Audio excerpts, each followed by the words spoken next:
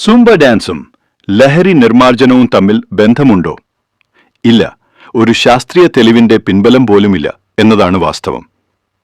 എന്നാൽ ഡാൻസ് പാർട്ടിയും ലഹരി ഉപയോഗവും തമ്മിൽ ബന്ധമുണ്ട്. MDMA പോലുള്ള മാരക ലഹരികൾ അറിയപ്പെടുന്നത് തന്നെ ഡാൻസ് പാർട്ടി ഡ്രഗ് എന്നാണ്. സുംബ ഡാൻസിന് മ്യൂസിക്, DJ, റേവ് പോലുള്ള മ്യൂസിക് ഡാൻസുകളുമായി ഏറെ സാമ്യമുള്ളതാകയാൽ ആ മേഖലയിലേക്ക് കുട്ടികളെ വഴി തിരിച്ചുവിടാൻ ഇത് കാരണമായേക്കാം. ഇതിലൂടെ ഡ്രഗ്സ് ഉപയോഗിക്കാനുള്ള സാഹചര്യം വർദ്ധിക്കുകയാണ് ചെയ്യുന്നത്. ഡാൻസ് പാർട്ടി ഡ്രഗ്സ് എന്നത് പാർട്ടികളിലും ക്ലബ്ബുകളിലും സംഗീതോത്സവങ്ങളിലുമൊക്കെ ചിലർ ഉപയോഗിക്കുന്ന ലഹരി വസ്തുക്കളെ സൂചിപ്പിക്കുന്ന ഒരു പൊതുവായ പദമാണ്. 1980കളിലും 1990കളിലും യൂറോപ്പിലും അമേരിക്കയിലും യുവാക്കൾക്കിടയിൽ വലിയ സംഗീതമേളകളിലും ഡാൻസ് പാർട്ടികളിലുമാണ് ഈ ലഹരി മരുന്നുകൾ പ്രചാരത്തിലായത്. ഇത്തരം സാഹചര്യങ്ങളിൽ കൂടുതൽ ഊർജ്ജം ലഭിക്കാനും സന്തോഷം അനുഭവിക്കാനും സംഗീതം ആസ്വദിക്കാനും നൃത്തം ചെയ്യാനുമൊക്കെയാണ് ആളുകൾ ഈ മയക്കുമരുന്നുകൾ ഉപയോഗിക്കുന്നത്.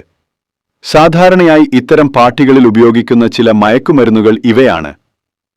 MDMA. ഇത് സാധാരണയായി എക്സ്റ്റസി അല്ലെങ്കിൽ മോളി എന്നൊക്കെ അറിയപ്പെടുന്നു.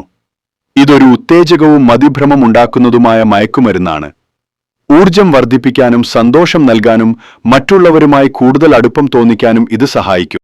GHB അഥവാ gamma hydroxy butyrate, liquid ecstasy എന്നും ഇത് അറിയപ്പെടാറുണ്ട്. ഇത് നാഡീവ്യവസ്ഥയെ മന്ദീഭവിപ്പിക്കുന്ന ഒരു മയക്കുമരുന്നാണ്. കെറ്റമീൻ, സ്പെഷ്യൽ K എന്നും അറിയപ്പെടുന്ന ഇത് ഒരു അനസ്തേഷ്യ മരുന്നാണ്. കുറഞ്ഞ അളവിൽ ഉപയോഗിക്കുമ്പോൾ ഇത് മതിഭ്രമമുണ്ടാക്കാനും ശരീരം മരവിപ്പിക്കാനും കാരണമാകും. മെത്ത് ആംഫെറ്റമീൻ, ഇതൊരു ശക്തമായ ഉത്തേജകമാണ്.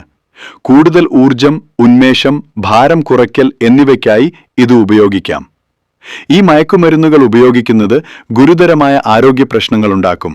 ഹൃദയമിടിപ്പ് കൂടുക, രക്തസമ്മർദ്ദം വർദ്ധിക്കുക, ശരീര താപനില കൂടുക, കരൾവൃക്ക തകരാറുകൾ, പക്ഷാഘാതം, മരണം എന്നിവയൊക്കെ ഇതിന്റെ ദൂഷ്യവശങ്ങളാണ്.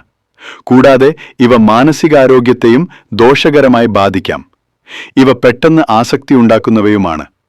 മയക്കുമരുന്നുകൾ ഉപയോഗിക്കുന്നത് വ്യക്തിഗത ആരോഗ്യത്തിനും സാമൂഹിക സുരക്ഷയ്ക്കും വലിയ ഭീഷണിയാണ്.